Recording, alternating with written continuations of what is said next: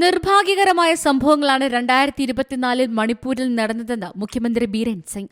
നടന്ന സംഭവങ്ങൾക്കെല്ലാം ജനങ്ങളോട് ഞാൻ മാപ്പ് ചോദിക്കുന്നു. ശുഭാപ്തി വിശ്വാസത്തോടെയാണ് വർഷം അവസാനിക്കുന്നത്. പുതിയ വർഷത്തോടെ പ്രശ്നങ്ങൾ പരിഹരിക്കുമെന്ന് ബീരൻ സിംഗ് ഉറപ്പ് നൽകി. I want to appeal to all the communities of the state. Whatever happens. We have to forgive and forget the past mistakes.